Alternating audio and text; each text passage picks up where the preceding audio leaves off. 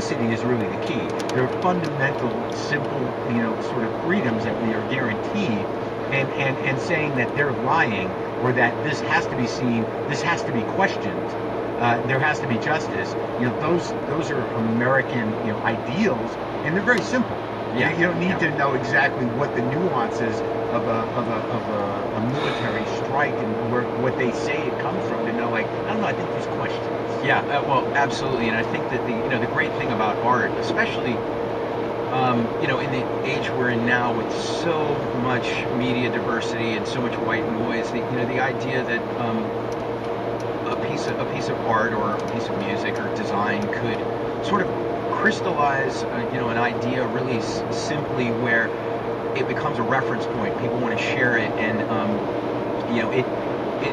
it's the simple point of entry to a more complicated conversation, but it needs to be the thing that sparks it. Right. Yeah, and so I'm aiming to do that in a lot of ways with my work, but I don't want to get it twisted here. I'm somebody that wants to make pictures.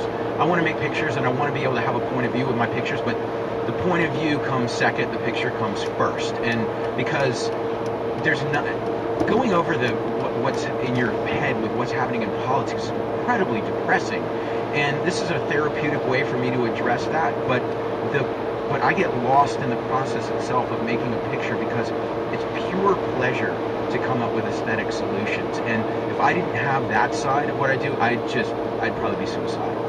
Right, and it seems like your style has evolved, and there are certain sort of trademarks to some of the things you do.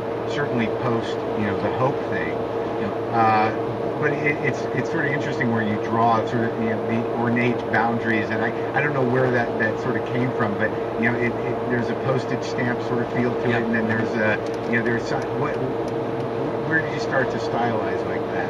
Well, I probably the thing that most people knew me for originally was my style that was inspired by Russian constructivist design, the propaganda posters from future, the kind of looking toward the future. Yeah, exactly. And it's a great integration of bold colors, type, and imagery. And you've got Rodchenko and the Sternberg brothers in the late teens and early 20s in the Soviet Union. But then there's stuff from China and Cuba that all has a vibe like that. And you can even say that Barbara Kruger's work is pulling a little bit from that sort of powerful image, so you're combined with type and color. The fine line between communist propaganda and just good advertising. Oh yeah, absolutely. I mean, I think the advertising world doesn't embrace that aesthetic only because of its symbolic association. It would be a more, if you could clear the slate, tabula rasa with the viewer, no baggage. That would be the way advertising looked in the United States. Like Russian constructivism. Removing the baggage of Russian constructivism. Yeah, well, the ideological association right, that's what I mean, that comes with it. Yeah. So, one of the things that I found with that work was that I could provoke people, and I could do images. I had a series called "In Lesser Gods We Trust," which was Mao, Lenin, and Nixon all on stamps, and I don't think our bad guy is better than their bad guy, Right.